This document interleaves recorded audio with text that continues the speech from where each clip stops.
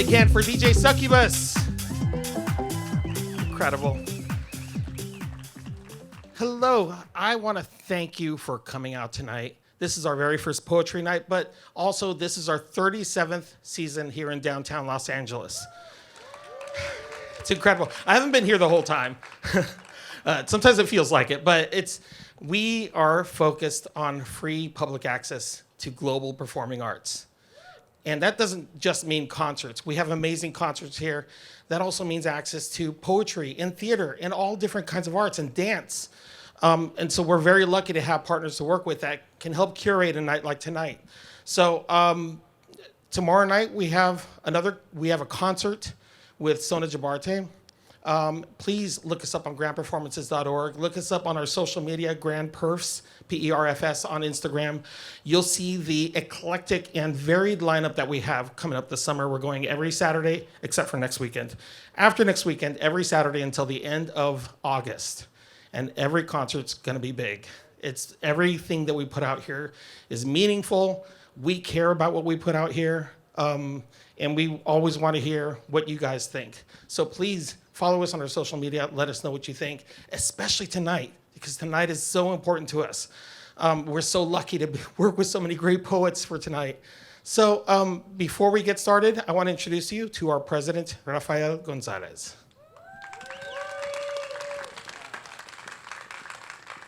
Thank you, Stuart. And I, too, want to welcome everyone to this space. This is our space. And how many of you have been here before?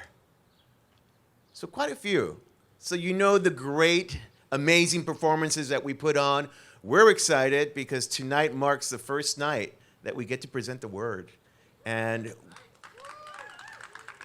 I really want to thank Brian, for working with us, for putting this amazing show together, this amazing collection of poets, of leaders, of storytellers, right? Because that's what we're about here at Grand Performances. And when we talk about storytelling, when we talk about the word, when we talk about this place, it's very important for us to also recognize where we are. We are on sacred land that we have to acknowledge because our Tongva community, this sacred place of Yangna, carries so much tradition. And we're very proud as Grand Performances that we carry on the word and the traditions, the cultural and artistic traditions of the Tongva people. And the way that we give back is by making sure that we continue having free access to the arts, free access to the stories, free access to the many communities that make up Los Angeles. Everything is part of the narrative of LA, and we're all connected to this thread. So we are proud. We are pride, and it makes all the sense in the world for us to be part of this community. And so Stuart talks about this a lot, about this being a sacred space, a safe place. This is ours, and I hope that I see you all back again here tomorrow and the rest of the summer season.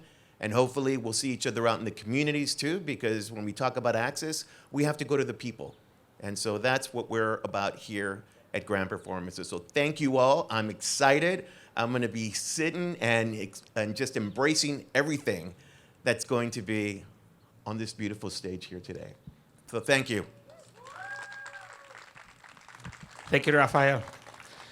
So I also want to stress one thing because we know subject matter is not for everyone. Everyone's going to have their own experience going through something like this. I come from the world of theater, and if you form an opinion, you've fulfilled your obligation as an audience member. Please know that words alone cannot hurt you. The ideas can make you stronger.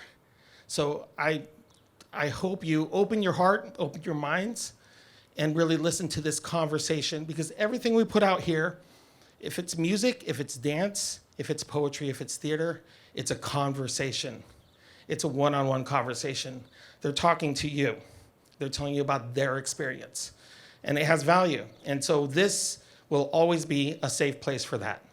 Whether it's on the big stage, on the small stage, or for working with a partner out in the community, it will always be a safe space for us to have these conversations. So I want you to trust that. And we rely on partners, like I said before, like Pen America. Jen, are you here? There she is. I want you to hear a little bit about what PEN America does. We're very lucky to work with them on this. Thank you so much, Stuart. Thank you so much, Raphael. And thank you to each of you for being here tonight. I'm Jen Dees, Programs Director of PEN America Los Angeles. We're an organization in our 100th year. Can't believe it. With an office in New York, DC, and LA at this point, which is really exciting. But before I say too much, I think we have a video which might be better at explaining a little bit the breadth of what PEN America does. So I'll stop talking and we'll cue that up, and then I'll be right back. Thank you.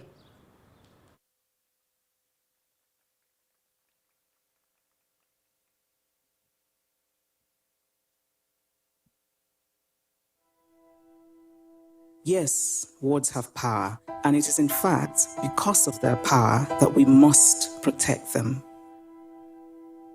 Over the past 100 years, PEN America has become an international force, advocating for free expression, defending writers and artists at risk around the globe, and fighting censorship here and abroad. Hitler burnt books and used a phrase that's very interesting. He said, we have to get rid of the artistic criminal. I think we should throw these books in the fire. It's not a quote from Fahrenheit 451. It's a quote from a school board member last year in Virginia. Across the country, book bans have taken school districts by storm. And this is just one thread in a larger web of educational censorship that is entangling our schools, our colleges, our libraries. As an advocate who has championed stalwart U.S. leadership on free speech issues worldwide, I barely recognize my own country. But at root, one is only as free as one's willingness to suffer the consequence of exercising that freedom. Which is why writers like Rushdie and Sarawiwa and Solzhenitsyn and Taslima Nasreen and Liu Xiaobo and Ruben Salazar and so many others like them, past, present, and future, it's why writers like this are so inspiring to us. Their courage gives us strength. Our small delegation is trying to tell our colleagues here, Ukrainian writers, that they are not alone. They are not forgotten. Our words remain at risk. Our books remain at risk. Our lives remain at risk.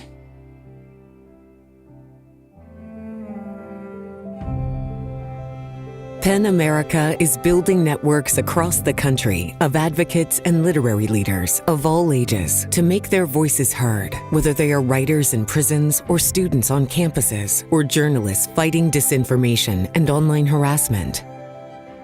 PEN America's work, PEN America's existence is in many ways an assurance that writers all over the world can, perhaps even should, dare to speak.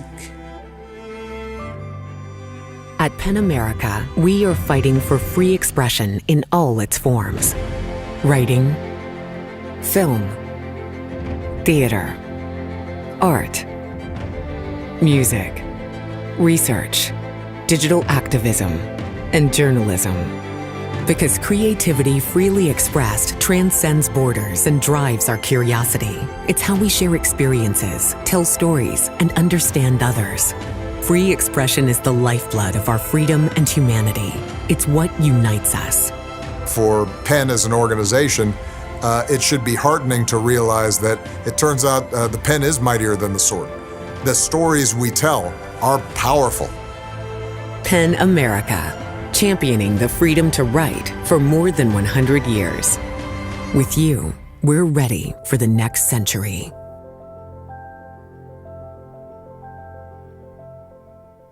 Stuart. Thanks, everyone. So I don't need to tell you, the book bans are happening everywhere. California is not immune. Just this week in Huntington Beach, the city council moved forward with a motion to override librarians' acquisition processes. This is a new kind of move that we haven't seen, and it started here. And if it's going to follow the same course as the school district activity we've been seeing, this playbook will be borrowed and adapted across the country. Our reports and research track banned materials. We have a live index of banned books that's updated every week on our website if it's something you'd like to take a look at. Our research has found quarter over quarter that these bans are absolutely disproportionately targeting LGBTQ content and BIPOC stories, readers, writers. What can you do? You can support PEN. You can support free expression at programs like Grand Performances. You're doing it now. You can write, you can read, and you can support your librarians. You can tune into your local school board meetings. You can maybe get familiar with your city council races and figure out where our representatives are standing on these issues and make your voice heard, as so many writers here and around the world probably urge. You know, when the freedom to speak and the freedom to write is threatened, what we need is more. Read, write, speak. And thank you for being here tonight. My colleague, Emily, and myself would love to talk to you about some of our programs. We'd be honored to have you as a member of our organization. And we'd love to share with you some of our opportunities, our grants, programs, and fellowships for emerging writers. That's all from me, and thanks. And it's going to be a great night of poetry, so thanks. Thanks, Stuart. Thank you, Jen. So a little less than a year ago, there was a meeting in West Hollywood. We're 2-year grantees of the city of West Hollywood. Love working with the team over there. But at the huge table that we were at, someone introduced himself and said, I've got a group of poets that I work with. And so as soon as the meeting was over, I practically tripped over people to run over to Brian. And we talked nonstop since then. We've sat where you're sitting, brainstormed about this very night and what we could pull together. And so with that, I'd like to introduce the Poet Laureate of West Hollywood, Brian Sonia-Wallace.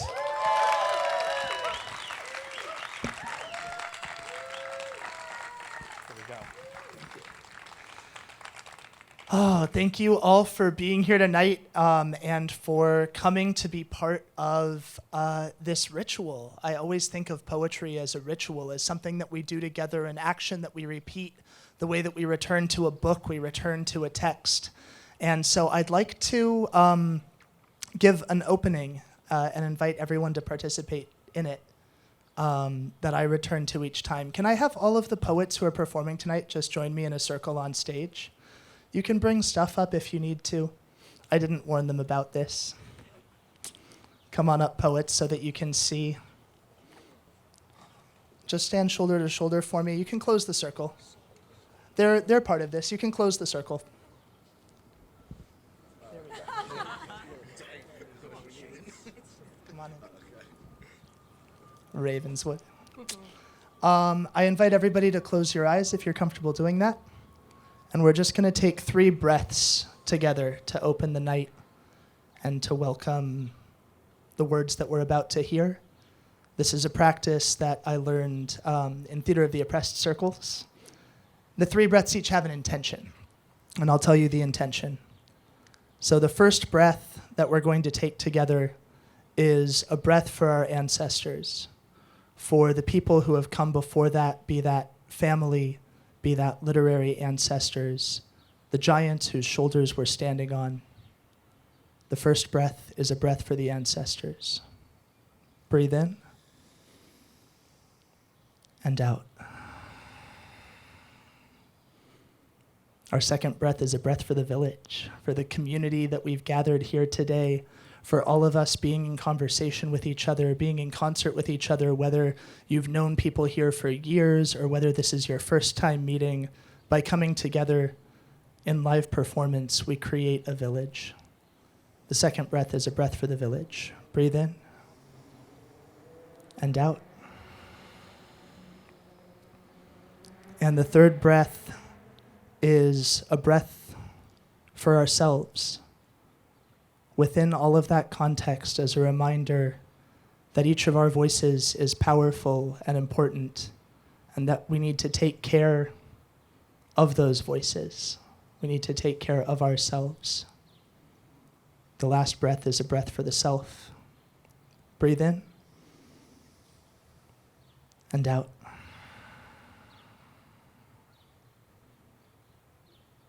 Go ahead and open your eyes.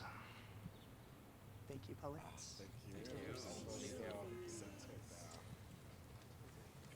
We'll see you on stage.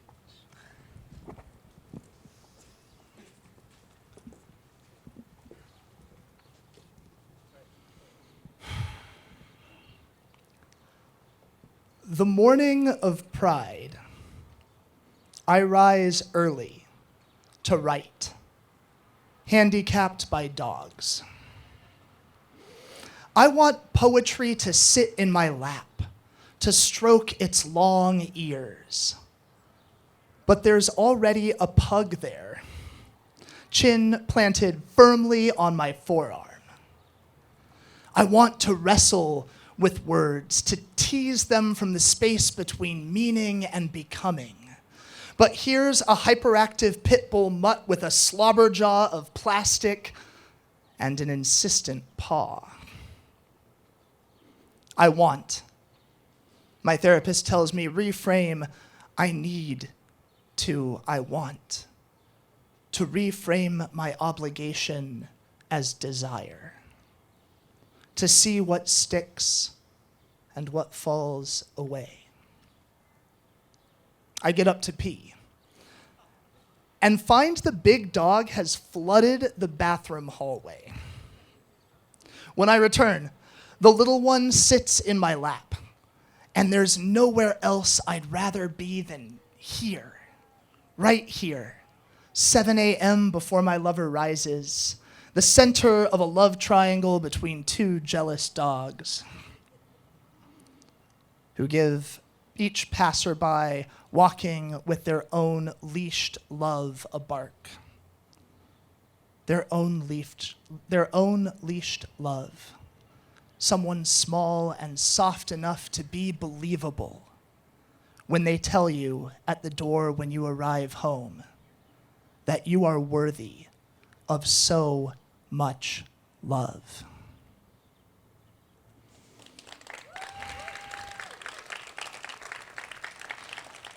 Pride, of course, is all about love.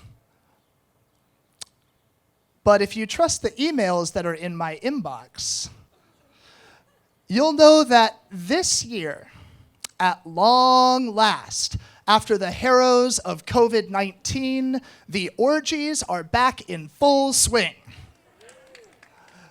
Parents, you have been warned. This is that kind of show. You don't get a Pride show without a little bit of that going on. After the harrows of COVID-19, 19-year-olds are fucked up in the street, screaming their selfhood. And speaking of hoods, have you seen the pups this year? Everyone took bigger and bigger dildos through quarantine and emerged with remarkable, hungry bodies. Everyone who didn't kill themselves, who didn't trip down a flight of amphetamines, everyone who didn't move away. We stay to pick up the pieces, offer them both hands outstretched to 19-year-olds who were once 9-year-olds, who may be the first generation to live to see 90, may live to see their precious tabooed bodies made illegal again. Pride started as a protest. I see death in every marcher. That's a poet's job, to note the flickering presence of beauty before it's gone. We set up tables, typewriters, tip jars. Say, Happy Pride, and Happy Pride, and recognize it's the first holiday that's ever truly felt like ours. In conversation with one another, we become children again. share our deepest shames and longings, longing to hear the other reply simply, same here. Same here. I'm so excited to get to share with you all tonight 13 incredible poets, a DJ, and a drag queen. That's what we have in store for you. They each bring their own stories. Many of these poets I've met as the Poet Laureate and through my group Pride Poets. Since 2019, we've been taking these typewriters out to the streets during West Hollywood Pride and writing poems honoring, celebrating, commemorating the stories of each passerby. And the first poet who I'm going to bring up tonight was part of the original cohort of Pride Poets. And she said something that sticks with me to this day. I remember at the end of that first year, I talked to all of the poets, and I said, how do you know when you're ready to write? How do you know when you're done having a conversation with the person who's in front of you and ready to actually start creating a poem for them? And I should mention at the end of the show, some of these poets will be available with these typewriters if you'd like to get your own poem written. And here's what Natalie Nicole Dressel told me. She said, I talk to the person until I find myself, and then I write that. Please welcome Natalie Nicole Dressel.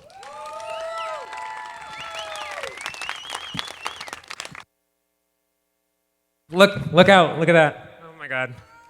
Which one was me? 50-50 shot, everybody. This is like a picture of a picture because all of my actual childhood photos are in my mom's house and I don't have access to them anymore. So enjoy the only relic of my past that I have. My name is Natalie Nicole Dressel, and when I was getting ready for tonight, Brian told me that some people might be talking about letters to their younger selves.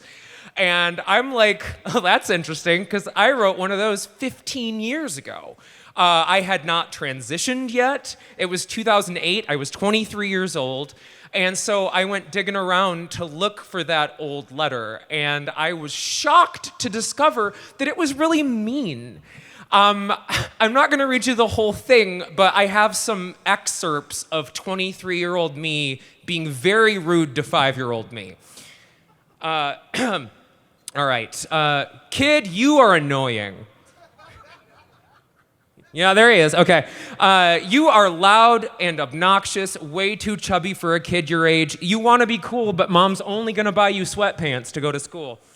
You need to calm down, quiet down, and stop stealing your sister's gummy bears. Those are hers. You've had yours already. You grow up into kind of a wimp. Watching home movies of you made me realize that if I had the power, I would go back in time and beat the crap out of you just to put you in your place.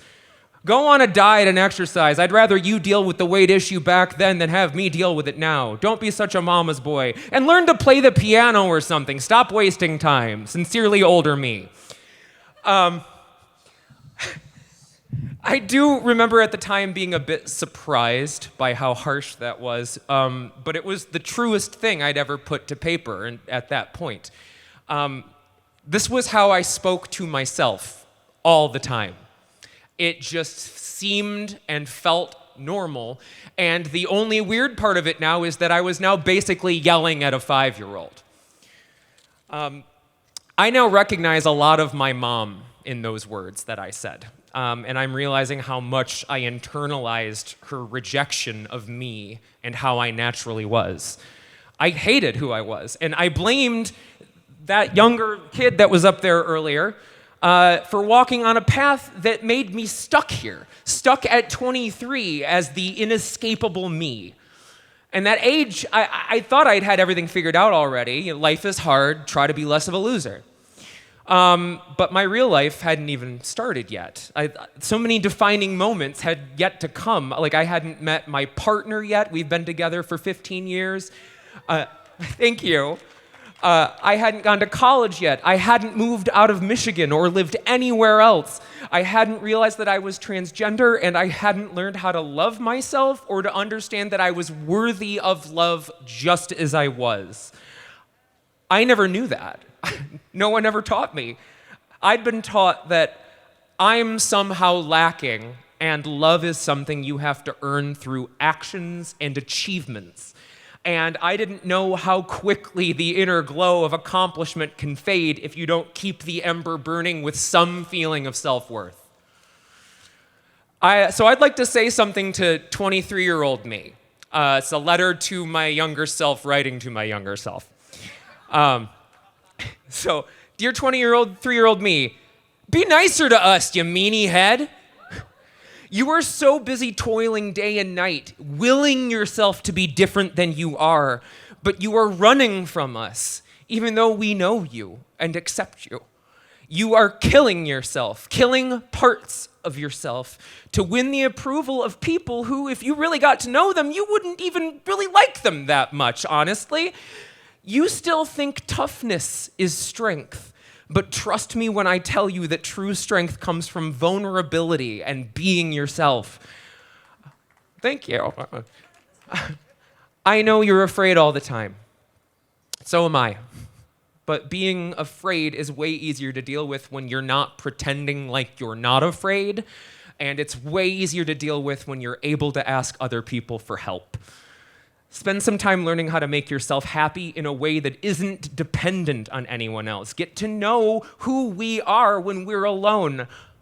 I promise you'll love us.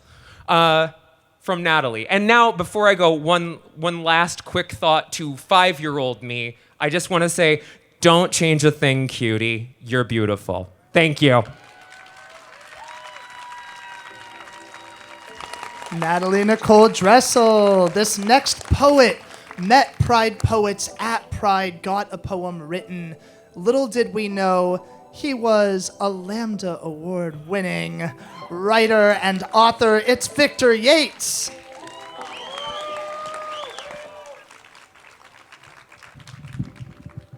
Hello, everyone. Thank you all for coming.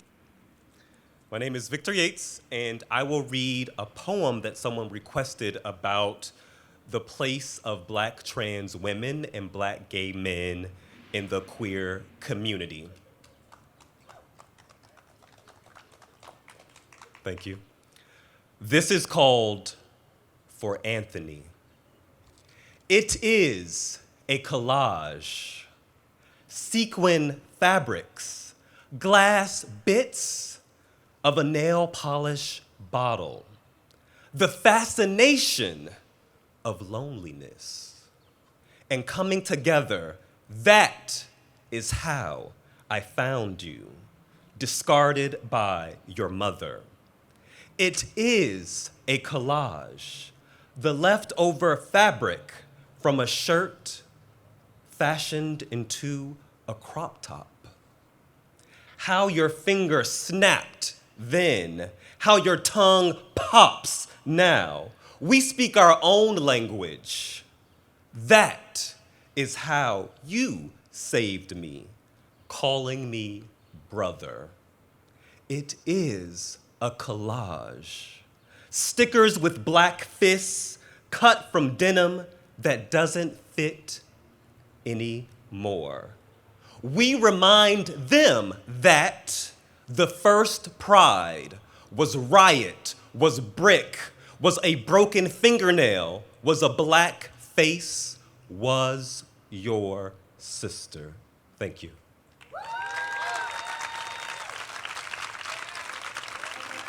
Thank you, Victor. This next poet, Marcos James, I have had the absolute pleasure of getting to watch come into himself as a young adult, as a poet, as an artist. And oh, hello, there I am. Look at you, camera work, hello. Marcos has been a finalist each and every time we've had a poetry slam at Mickey's West Hollywood, which we do, shameless plug, first Wednesday of every month. Marcos, kill it. Thank you, Brian. I'm gonna pause for a second because I used to hate Baby Me, but Baby Me is serving. Baby Me is giving you everything. Thank you.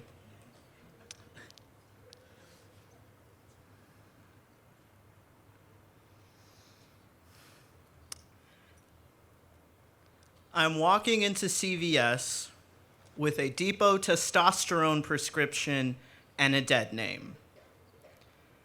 And sometimes I wish to be done with the needles, the weekly pricking, the monthly bill, the pharmacist, and all of her shitty glances. Like my life has impeded on hers. The act of reaching for my vials has just decimated her evening. So she tells me to wait. And wait. And wait. Until finally she calls me back up. Asks for my name, the legal one. I softly whisper the syllables into the glass, and she barks them back with a rehearsed confusion. Customers start to gather like villagers in a town square, yearning for a show, reveling in their thought that I am their circus act, woman with a beard. She keeps asking me for my name, the legal one, the legal one. This is a public shaming. A flogging of my privacy. More villagers stone me with their stares, exile me with their incantations. Suddenly, my detriment has now become a community affair. And I wish that this was a poem that ended with a choir of people stepping in to help, or a solo of my own hurt. But instead, I take the bag and I just go home. I fill the needle. I prick the skin. Sometimes this is the only protest I have left in me to keep my body alive when a village salivates at the thought of its unraveling. Thank you. Arcos. Oh, our next poet is another Pride Poets OG from the very first year. She is an incredible community organizer, an incredible poet. We've got some big news coming up that we can't quite share, but just say we'll be seeing a lot more of Jen Cheng.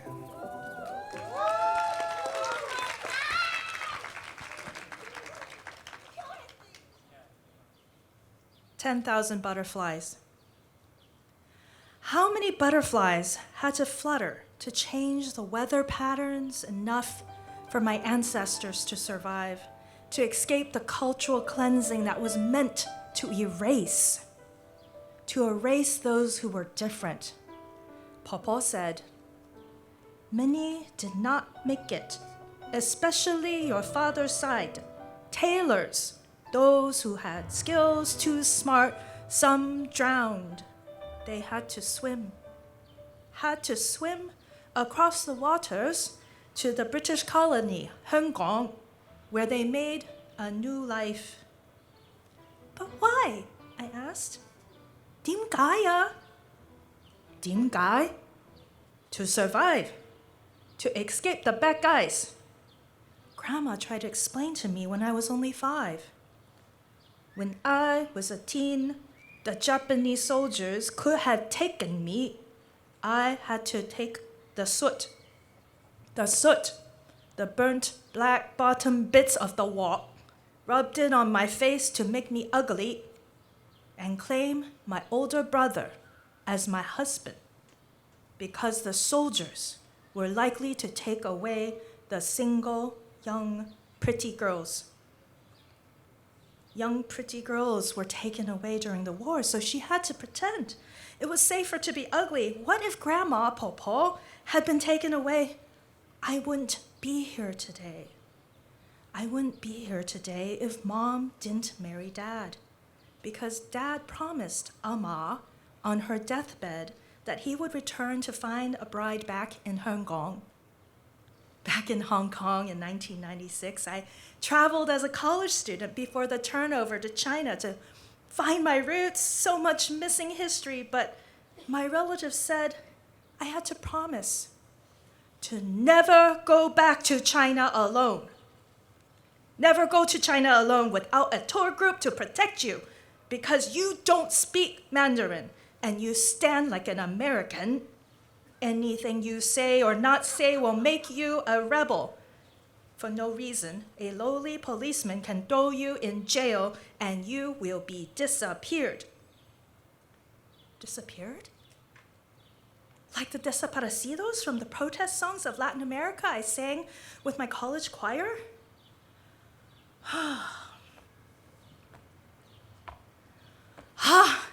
The power of bold gay men in the streets of Buenos Aires reclaiming the slang, mariposa. Cambia, todo cambia. Cambia, todo cambia. I found the underground lesbian club in Buenos Aires, down an empty street, down a stairwell to a basement of an arcade, where I asked a girl to dance with me. Dance with me? She and her friends laughed at this loca, this crazy chinita tourist traveling alone, wandering into a club lesbiana where the police still raided gay clubs, and I could be disappeared. So they drove me home. They drove me home to Palermo, where I was staying with the gay boys who weren't allowed at the lesbian clubs, but they were friends with the proudly out local mariposas who worked at planetout.com. Planetout.com, one of those 1990s gay websites where we hungrily scoured for travel information for the fun and find where we thought we could safely travel. But what about the places that were not safe? Not safe to be pretty boys or butch girls. I passed as a femme and could claim one of the boys as my husband. For different reasons than Grandma. It's a different kind of war to survive. To survive the political winds that swing violent, I now choose to live in a proud, gay little haven where I imagine I walk without the threat of being disappeared as I count the miracles of butterflies.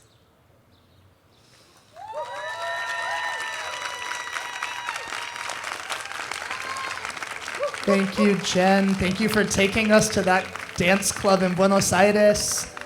And I want to take a moment right now to acknowledge our visual artist, Joel Shields, whose Pulse installation you're seeing on stage behind each of these poets. Joel, where are you at? Can you wave? Where are you in the audience? There's Joel. Thank you so much, Joel. There's 49 insoles for each of the folks who we lost. And on that happy note, are you all ready to get a little dirty? That's your only content warning. Please welcome to the stage, Meliza Bañales.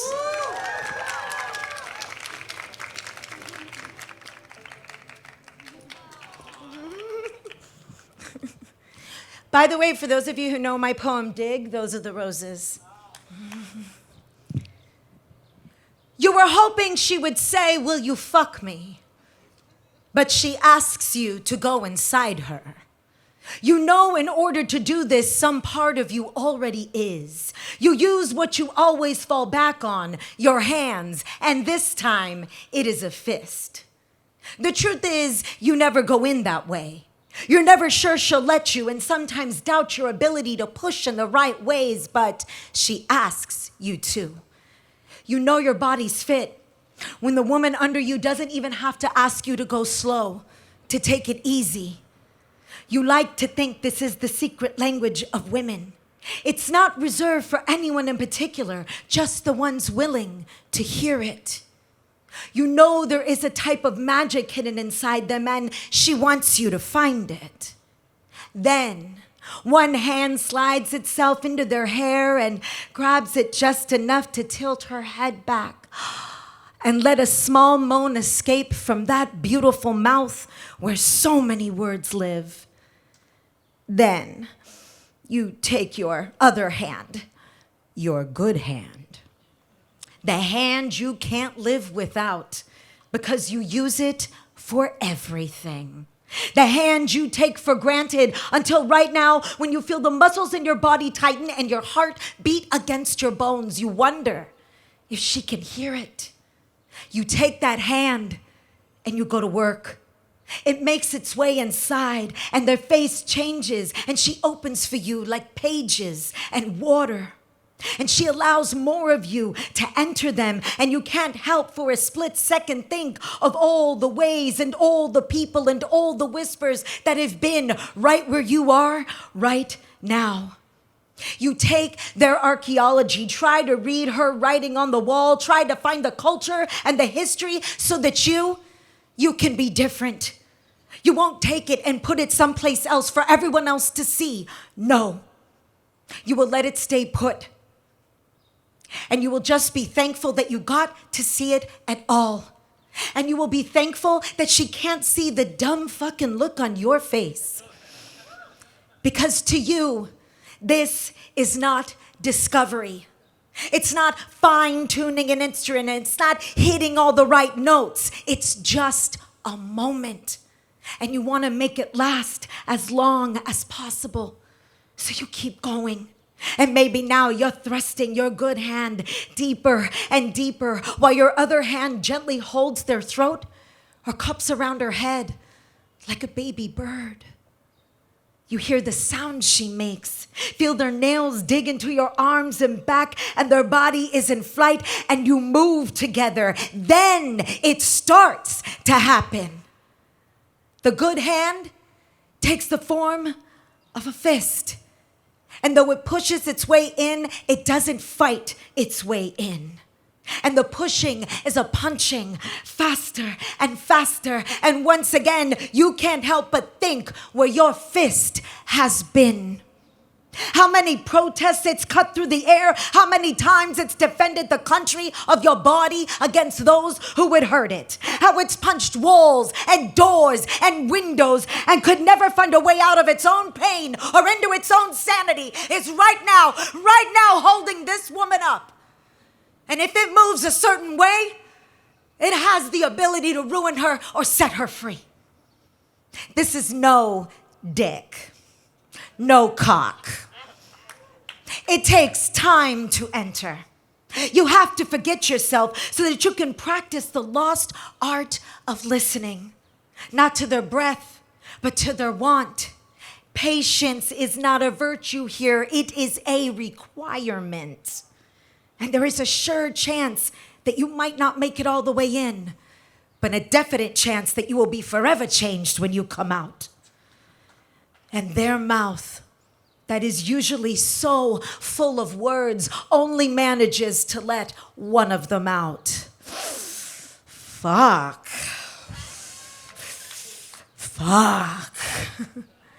And when their sounds have turned to high-pitched moans, then screaming, then crying, then more screaming, and the length of them has become one wide open geometry, then you give them what she wants, what she's asked for. You go inside. And to say that she comes doesn't quite cut it. Because really, both of you arrive together. And your hands, these tiny wonders that you criticize for being too small or too rough or not fast enough to keep you fed or housed, turned out to be everything that one woman needed right then. And you exit the same way you went in, but never the same, and you let her breathe it all in while you lie on top of her, and you kiss them, and you fall into their hair, and you let them feel it all, and you hold it. That space, that moment now gone. It lives somewhere else now. But make no mistake, it lives. Missy Fuego, Meliza Bañales. Woo, thank you for taking us there. Thank you for the aftercare. There's something really beautiful, I think, happening right now, which is a lot of folks who are in relationships that look hetero are really embracing kink and really discovering and becoming part of the queer community for that. And I love this idea of the queer community as something that is expansive and is ever expanding, sometimes with fists. On that note, this next poet is another Pride Poets OG. She is currently the co-poet laureate of Altadena. Please welcome Carla Sameth.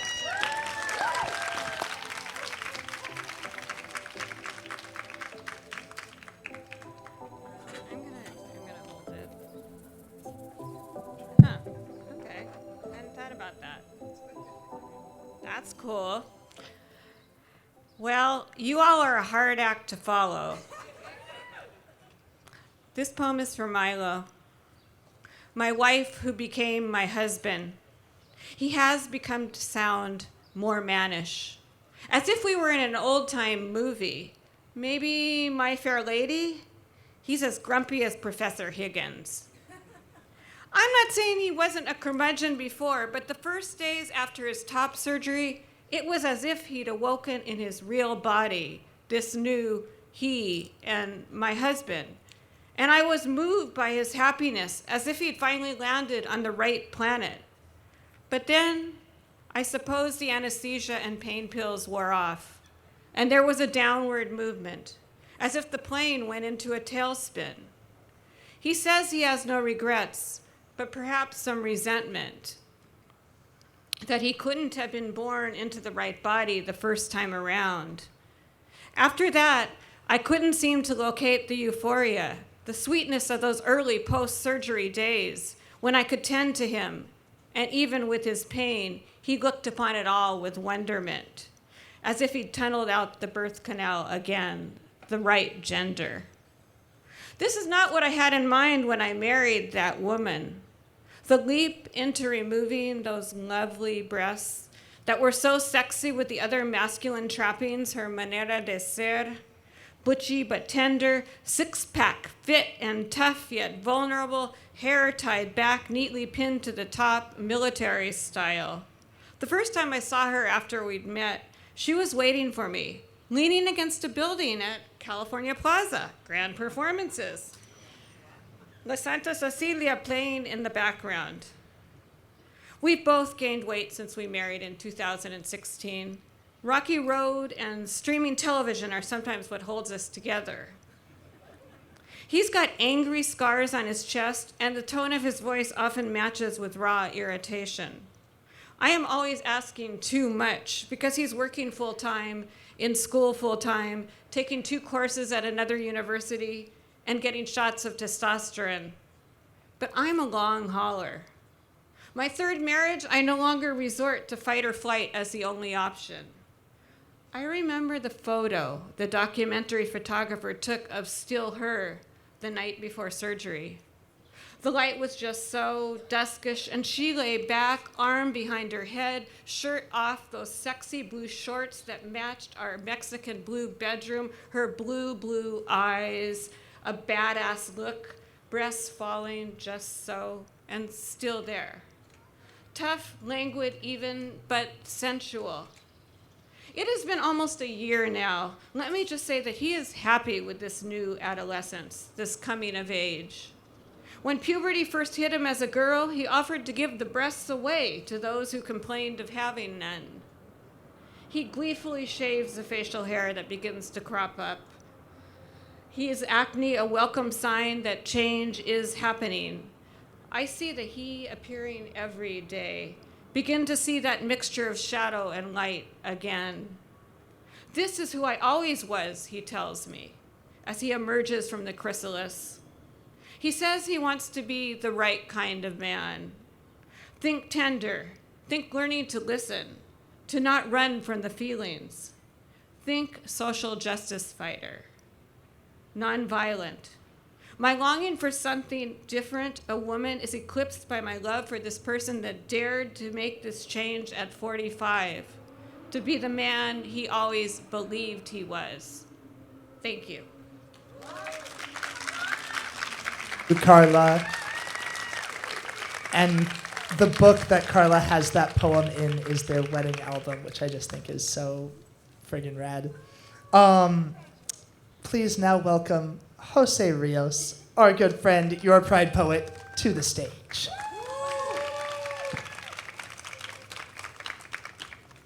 I think young Carla and I shop at the same spot. All right. To my father, the sky was never an indulgence. No one told him dreaming was an option. He did not stay up past sundown because his father, the bracero, told him that staring at stars would bring them closer, and their light would give us more hours in the day and less time to rest. When his father came to the United States, he told my father that the stars out here are the same ones back home. I look up. There are horses, scorpions, and an archer standing barefoot in the universe. It wasn't until last fall that I learned there's work to be done up there too. It happened when I gave my father the Big Dipper. Before I could grab the little one, he called his a plow, spat on the earth, and began tilling.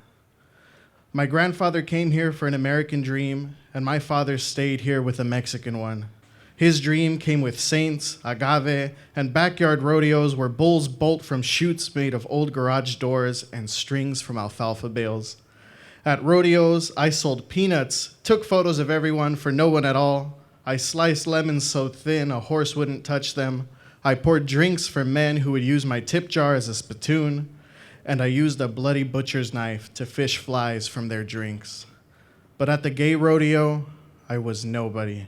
I sat in stands and avoided eye contact because men at other rodeos can tell that I am the wrong kind of hoe for their hoedowns. But this isn't that kind of rodeo. Here, a rodeo queen named Trish asks me to hold her purse as she reminds everyone why she is Miss Golden State Gay Rodeo. Here, a drag queen signs you up to put tighty whities on a baby goat. And here, a man named Tim thinks me being here is just a delight. He speaks like Leslie Jordan but has nothing to lose. He is the arena director. He runs this rodeo tighter than any Broadway show. The dust doesn't settle until he says so, and he doesn't say much. The day before, I wrote him a poem poolside, and this is how it goes. For Tim. If anyone or anything moves, it's because I allowed it. Breathing is the only thing I trust you to do. I'm here to work these Skittles so hard they taste the rainbow and bring me a buckle so big it'll roast my chestnuts if I'm in the sun too long. I put the D in Dallas, and it's a big D. It's only there because changing it to Talus would void my vow of humility. But humble doesn't mean nice. Play your part right before I straighten you out before a crowd and leave you thinking an 8-second ride is the easy way out. Thank you. Thank you, Jose. We have such an incredible assortment of poets here. We have, as all of us are, I think, at different time, teachers and students.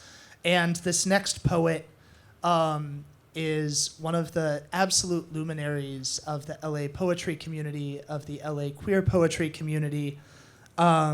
She's been holding it down forever and ever, and she's going to grace us with her presence. Please welcome Terry Wolverton.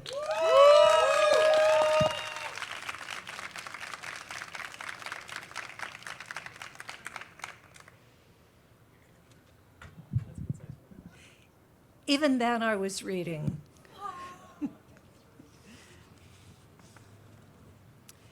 I'm going to read a poem called Banned Books. And I want to thank Jen for talking about Pan America. This poem is in 2 parts. 1, they want the thoughts inside it not to circulate. They want to stuff the voice in a jar and shoot it into space, spiraling through a dark galaxy so it will never be heard again. They want to extract every word and grind them into finely powdered sand so they can never be rejoined. They want to rip out every page and feed them slowly through a shredder, then stuff the pulp into an even finer shredder, so there will be no memory of pages. The cover will be flung into a fire so hot that even ash will melt and dry like forgotten tears. Nothing will remain. The mind that imagined it, lobotomized, body that birthed it, electrocuted or riddled with bullets, dragged through the streets, eradicating even its name. That's how much they fear us. 2, my own banned book is the one I don't let myself write. Its pages teem with beads and bone, shards of porcelain vessels that have lost significance, secrets my mother took with her to her grave. Its folios are desiccated petals. Rose is nearly translucent with time. Its chapters scramble to conceal the chronicle. Table of contents etched in smoke dissipates in air. Since they never meant me to exist, I learned the art of self-erasure. Lips chewed bloody, choke back words before they detonate, incessant restraint. How to fly in a self-constructed cage. I'm a relentless censor. I have no remorse. Sentences lie buried in the larynx, in inert fingers. Sometimes a tiny flicker stirs. Quick, snuff it. The world will not hear my song. Thank you.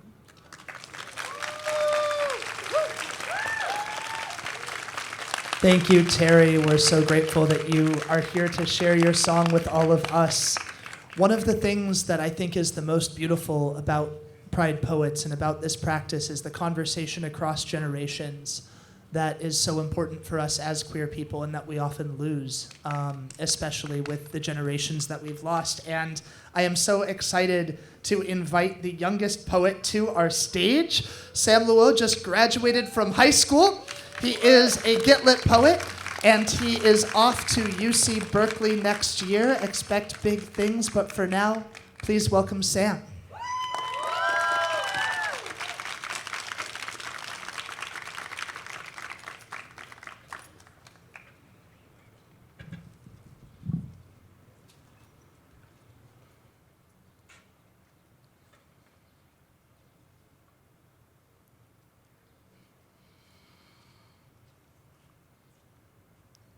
Someday, I'll love Sam Liu.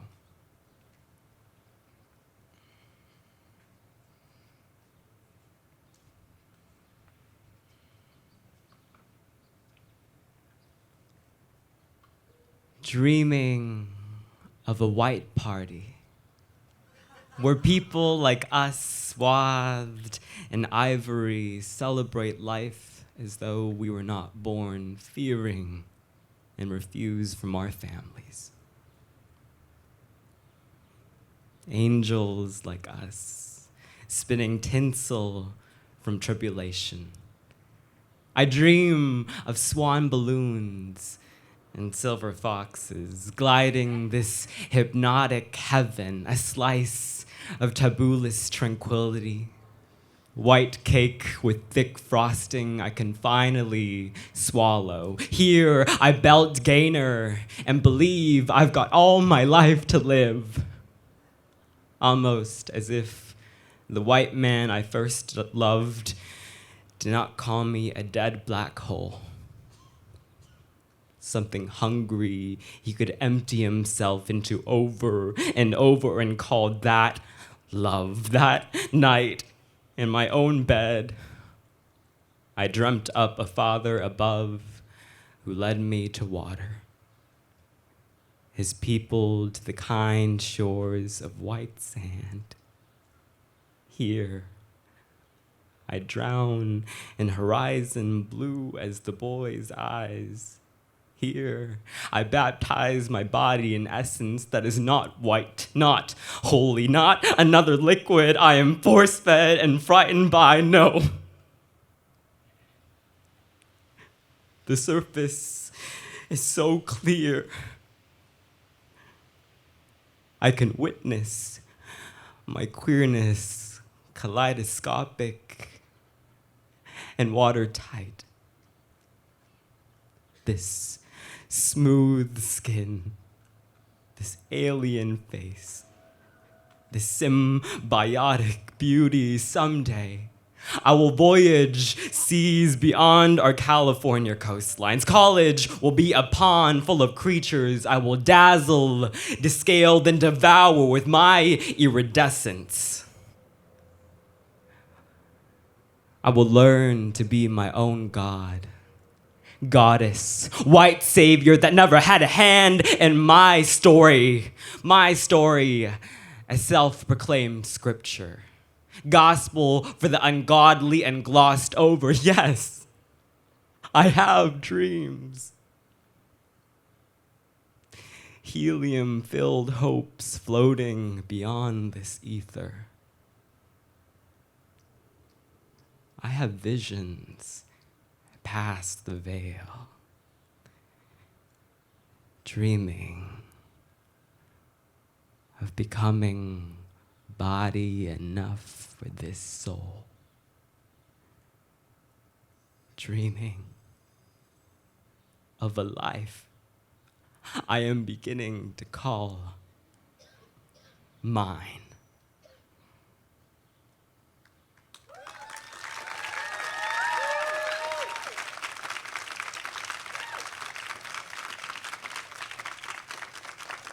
Thank you, Sam Lou. Representing Get Lit. This next poet, don't know her, never met her, not my best friend. If you go over to the Los Angeles press booth, she won't sell you any books. It's Linda Ravenswood.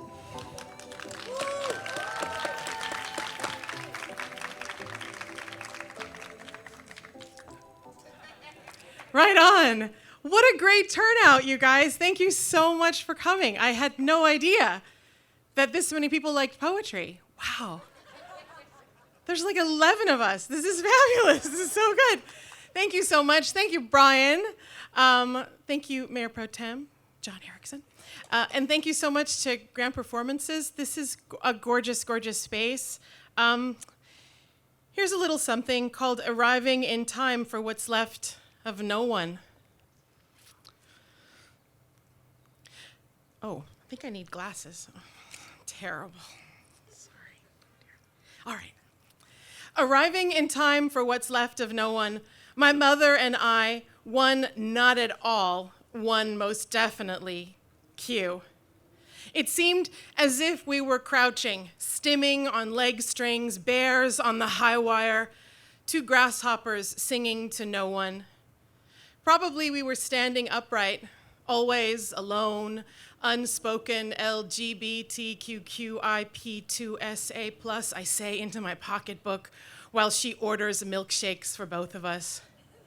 She's through the window like a mad beach brawler, but really she's just white and believes all roads were paved for her. All the way for her, and at least maybe halfway for me, maybe even some of her share for me, because damn it, Linda, you're passing, what the hell? So we get to Death Valley, my father in the great pulsing long golden Cadillac, beer cans between his knees, all the way he crouches in the doorwell himself, a brown and flower homage to Marsha P. Johnson, legs outside, feet in his shoes, some outsider eyes steaming, belong me, mija, over and above, breast, the dirt of California, all of us in one way or another, California. Lavender pioneers, how they poured their love through the windshield, the way they explain the journey on a map, rolling it like a J for all the flip boys on Genesee, raw, bleak street boys rustling up Larrabee, made breath on their cupping fingers. This an anthem, just like how a sandwich made by my grandmother over wax paper and rubber bands is a prayer. Our little family remnant flounders in this desert. I cannot say what it means to see ancient hogans or unhoused former rent boys crushing down on bottles between their eyes and slip dreams, how Jacqueline needs to move all the furniture on her own, even broken arm, because she can't need no man, not even a sweet one. I don't know where they're taking me, where I've been without them, a mystery with them on the long-drawn buzzer service to oblivion, but I can sleep here in the arms of our Western train. Under their auspices, I can rest, get to states of being where I belong when they are with me. Deep decades after so many have disappeared. I do not know who I am without my ancestors before me. LGBTQIA+, a beacon, mitakuyo, yes, and all my relatives. We hoop and sing. We said, we dare not be a mirage. We catcall up our latter days. We reach to those who cannot be found and find them in the microfiche. We steady on their broad shoulders, finger our treble in the Castro along their hand-drawn record. We turn to you, press play, put our feet in your deep shoe prints. You are more than sweet double Dutch, more than a ribbon, more than my uncle, my almost uncle, my reason to be a fag hag, my love, my people, you who are with me, even in silence. Thank you. Ravenswood, Linda Ravenswood. Oh. My friends, we have just 3 poets left. I'm so sorry, but I'm very excited to introduce this next one, a longtime artist, former Alvin Ailey dancer, and now a writer.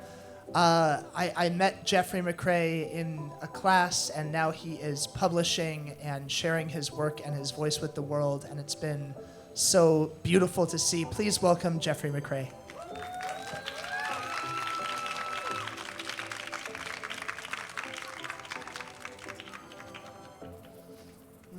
Happy Pride, everyone. Happy Pride. Yes. Gay happiness.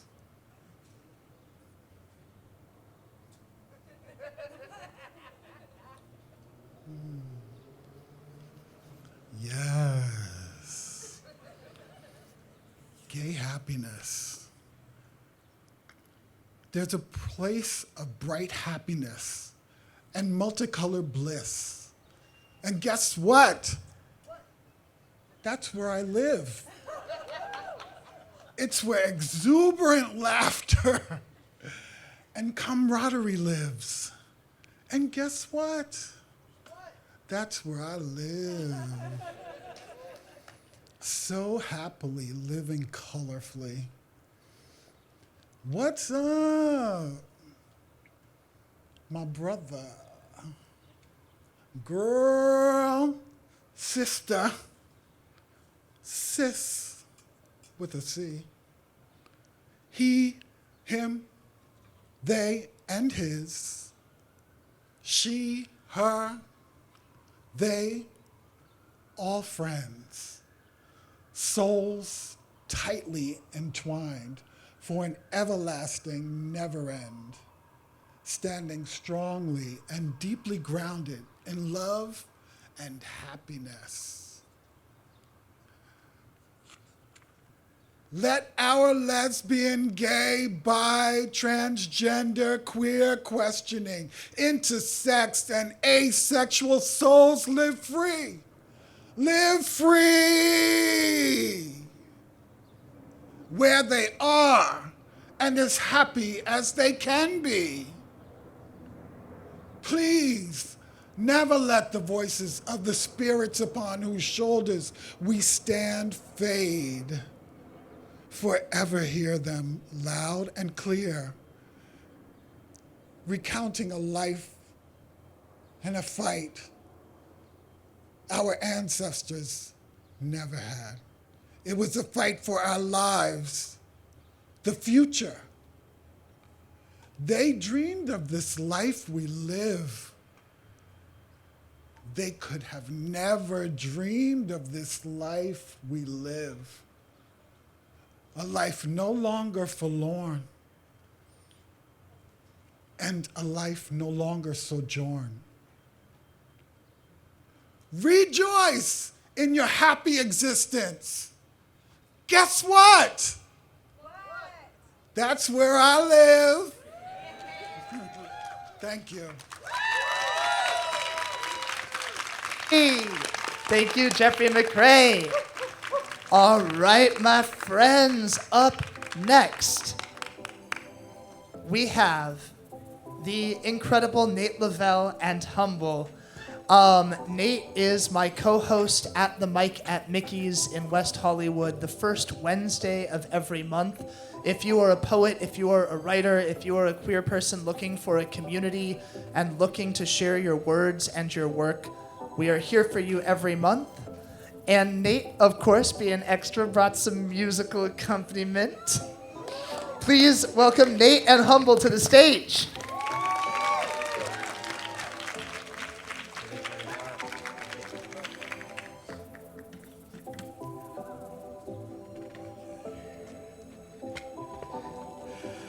Hello. How's it going? I know Brian said don't spend too much time with thank yous, but I'm so thankful that everyone's here. All my friends, my beautiful partner, thank you for all you guys who enjoy poetry and who are proud. This piece is called Pride. Oh, we have these.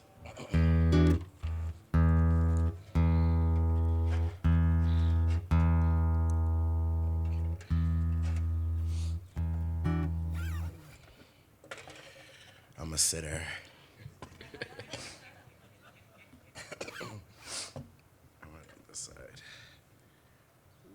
Okay, there we go. Okay.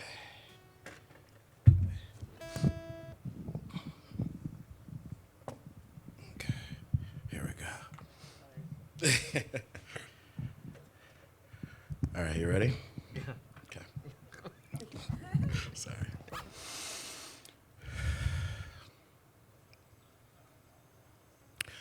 Planted. The seed of a notion never challenged. A stowaway in the pit of my belly, it knows me. Has discussed my name with anyone who's ever said it. Shame. It'll anchor your magic to a sea of lies, but tell all those hours of doubt. I ask, what became of the heart I gave? The sweat I've dried from my palms, the shivers I had to quiet on lonely nights, the stacks of unopened letters in my room addressed to heaven but were returned to sender. I don't pray much anymore.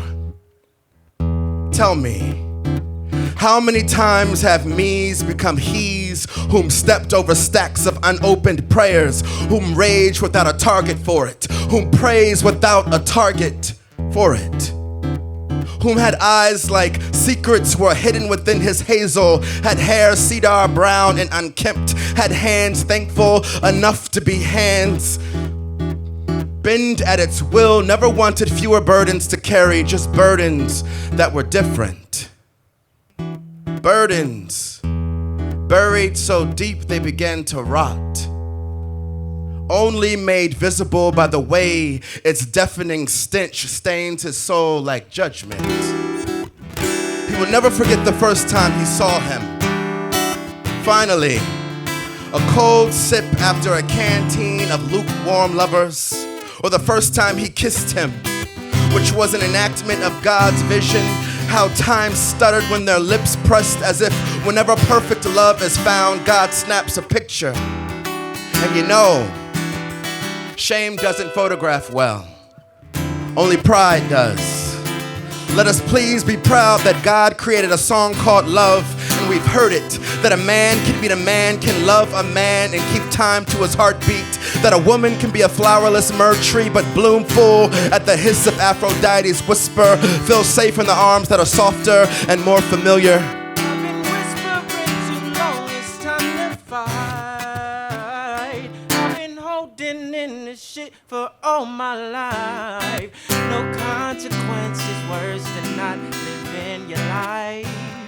No consequences worse than not living your life. Let's stand as still as the first thrown stone, as vibrant as a multicolored arch sent as a promise that God will never again flood this earth with gay tears. But pride is less like forgiveness and more like rebellion, a tapestry of revolution, an entity that knows only insurrection can guarantee its rights to survival. Let's riot again, stampede over their Leviticus with our Leviathan, weaponize our pride, sharpen the very tips of our anguish that has handed us to our families and our churches and our teachers and our political leaders whom wish to strip this fear of all its color,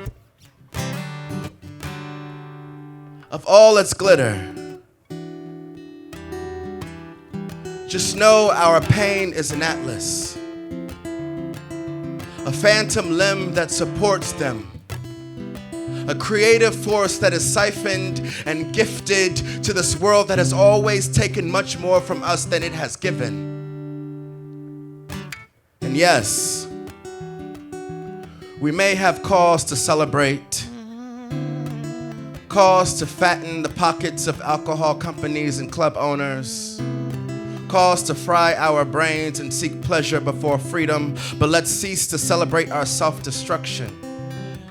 Find again that pride that made all the difference when in that time of our epidemic we had to adopt our lovers to have a say over their bodies, to know which part of the earth would swallow our beloved hearts. Find joy in the fact that we no longer have to hide to be found. Use secret catchphrases and bandanas as Morse code to say I see you. And I am thankful that you are here. I've been whispering too long, it's time to fight. I've been holding in this shit for all my life. No consequences worse than not living your life. No consequences worse than not living your life. Thank you.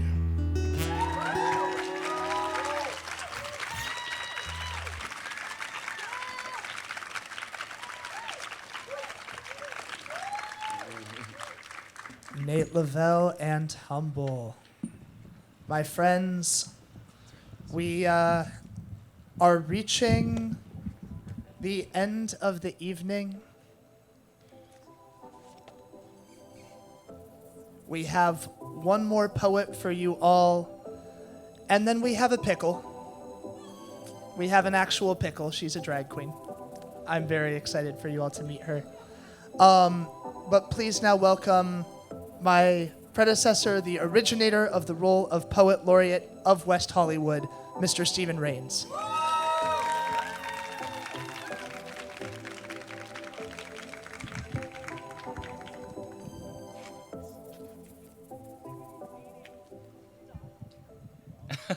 I heard that. Someone's like, look, he's reading The Dollhouse Murderers. Yeah. I read every book in her series, and it was a mystery. And I didn't get to reading poetry until I was 13, and it started by reading Maya Angelou's I Know Why the Caged Bird Sings. And then I thought, oh, she writes poetry as well. And so then That's how I discovered poetry, or one of the ways I did. This poem is called Domicile. We've been building a table instead of waiting for an invitation to eat at yours.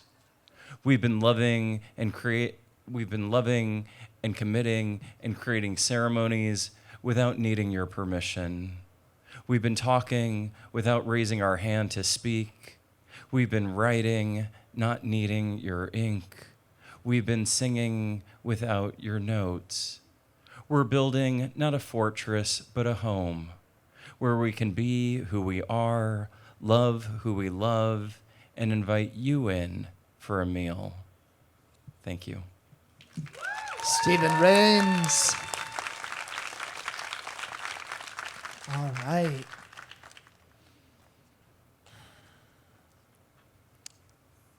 Hello, my friend. DJ Succubus, would you give me a little music just under this?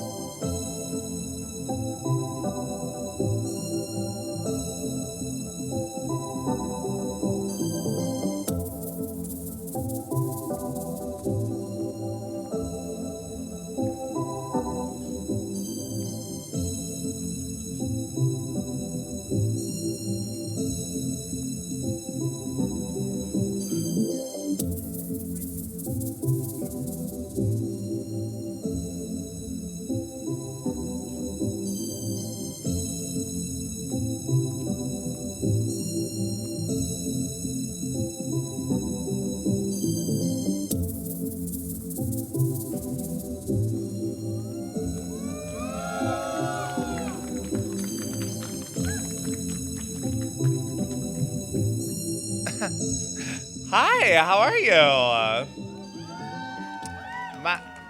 Great. Oh, I love this. I love this symbolism. It's so fun. I was like, don't make a joke about it. Don't make a joke about it. Don't. Here I am. First of all, I want to thank you for coming out this evening. I want to thank all the incredible poets. Can we hear it for the amazing poets that you heard? I was actually around the corner over there listening, and it was just so beautiful. It's such a beautiful word. It's so nice to take like a word bath. It's so pleasant. As I mentioned, my name is Pickle. I run an organization called Drag Story Hour here in Los Angeles, and I'm so thank you. I didn't imagine and I'm so sick of it. Okay, no.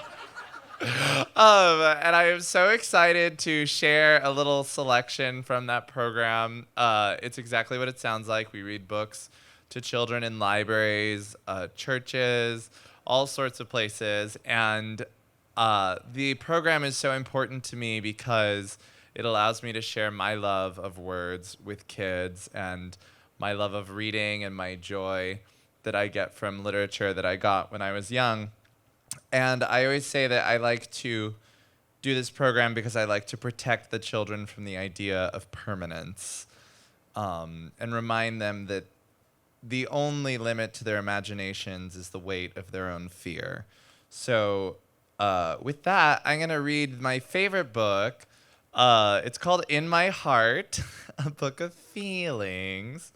And it's by Joe Wittek, illustrated by Christine Rusi. I recently discovered it's French, but that doesn't come up in the book, so it doesn't matter. But I do this exercise with the kids where I like to ask what their favorite feelings are. And I would love to, because I think that oftentimes, I'm getting all pedagogic. I'm just like, these are the California standards that I'm actually adhering to by reading this book to you today. So I think that oftentimes we hear so much about happiness. It's like that emotion that gets like just like hammered into our heads that that's what we're supposed to feel all the time. But it's not true. You know, all our feelings have value and weight and can help us shift and change. So I would love to invite you to call out some of your favorite feelings. Passion. I love. Oh yeah, and this is a wordy bunch, so we should have some good. Usually the kids all say happy. Surprise. I like that. Contentment. Serenity. Love it. Peace. Lust. Oh, that is a feeling. It doesn't have a page in this book. Thank God. Imagine, that's just what I need, a Getty image of me holding a thing about lust. There's actually a page in one of my books where the baby is streaking and she's like naked, and I always like skip past it because I'm they don't like that. But okay. I started doing that because I asked the kids once what their favorite feeling was, and this little girl said, my favorite feeling is to be scared. I was like, okay, why? And she said, because then I get to be brave. I didn't make that up, I swear. The little girl said this. She was like shoving cotton candy in her mouth. And I was sobbing. Okay. My heart is full of feelings. Big feelings and small feelings. Loud feelings and quiet feelings. Quiet feelings. Quick feelings and slow feelings. My heart is like a house with all of these feelings living inside. Sometimes my heart feels like a big yellow star, shiny and bright. I smile from ear to ear and twirl around so fast I feel as if I could take off into the sky. This is when my heart is happy. Other times, my heart feels strong. I stand up tall as if I can touch the clouds. New people and places don't frighten me. I can do it. Watch me go. This is when my heart is brave. When I get really angry, my heart feels as if it's going to explode. Don't come near me. My heart is yelling, hot and loud. This is when my heart is mad. But other times, my heart is cool. I bob along gently like a balloon on a string. And my heart feels lazy and slow, as quiet as snowfall. This is when my heart is calm. On harder days, mean words and Ben Shapiro hurt my feelings, and my heart feels hurt too. It's fragile and delicate, but it can be healed with extra kisses. Can you show me extra kisses? Sorry, I suddenly forgot that you weren't children.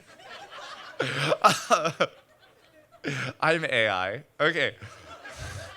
This is when my heart is broken. Some days my heart feels as heavy as an elephant. There's a dark cloud over my head, and tears fall like rain. This is when my heart is sad. But my heart doesn't stay sad. Like springtime after winter, the sun comes out again. My heart grows tall like a plant reaching toward the sky. This is when my heart is hopeful. That's my favorite feeling. Just so you know. Oh gosh, there's no. Are there children here? Yeah, okay. Never mind. I hate this page. There's just no good way to do it. Okay. And I don't think it comes in the right place in the book, but I'm not here to critique Christine Rusi. Okay. Eek! When I see something scary, my heart beats fast. I feel cold as if a chilly breeze has crawled up my neck, and I run away as fast as I can. This is when my heart is afraid. When it's time for a bit of fun, my heart feels full of giggles and wiggles. Abracadabra. I hop around like a bouncy bunny. This is when my heart is silly. Do we have any silly hearts out there?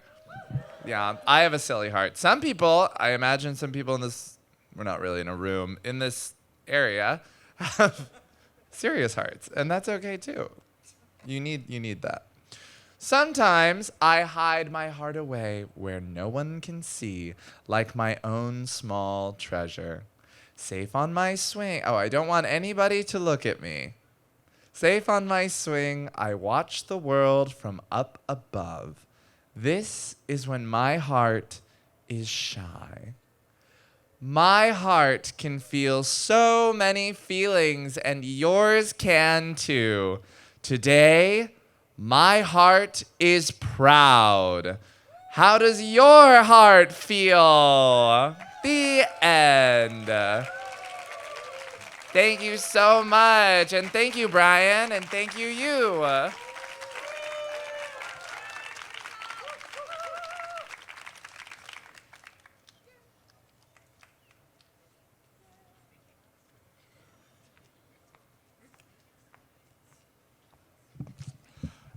Oh, my heart is very proud, Pickle.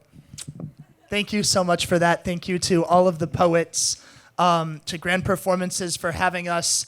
My friends, I have one more poem for you, and then I'm going to set you loose.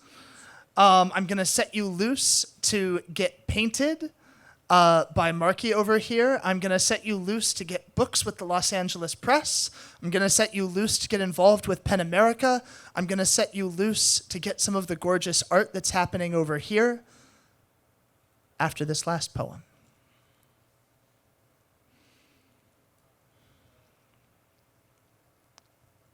Won't you walk with me, my glam aunts, my ferocious uncles, my frankest friends, my chosen family? Look at what we have lost, all that survives. We are a house built on bones, but we are dancing.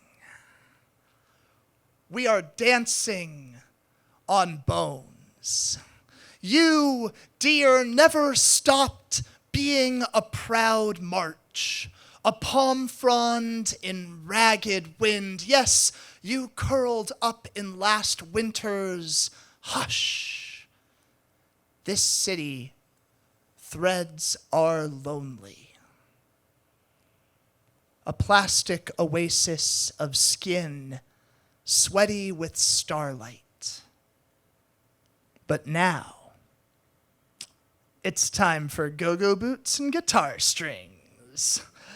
Rooftop pools and history between your lips like a cold margarita while the hot asphalt dances.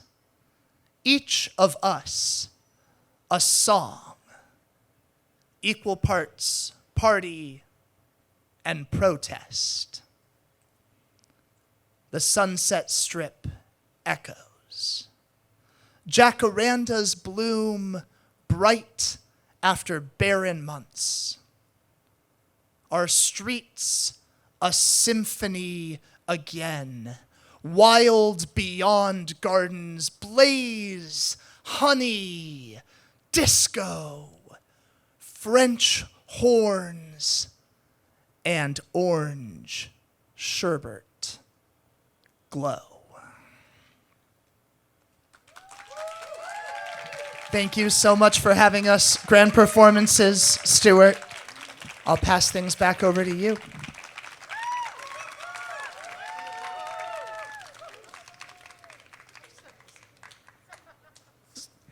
Here we go. So I want to thank you from the bottom of our hearts for coming out tonight, for supporting these amazing artists. I hope you check our Instagram post today because all the links to their accounts are there. It's important that you guys know that this is an introduction to them. This is not just a moment in time that we share together. We want you to champion what they do, however they express themselves from here. We are going to continue this mission to provide this free space for all art. Tomorrow night we have 2 incredible acts from Africa. If you know what's happening in certain parts of that country, it's very important that they come here and express themselves. In 2 weeks, we're here with Vive Brasil, we're a brand new show. We're also, at some point of the summer, going to tribute Art LeBeau. And we're going to have some jazz, and we're going to celebrate some hip hop, and we're going to dance here. We're also going to party and have a good time. So we want you to be part of that.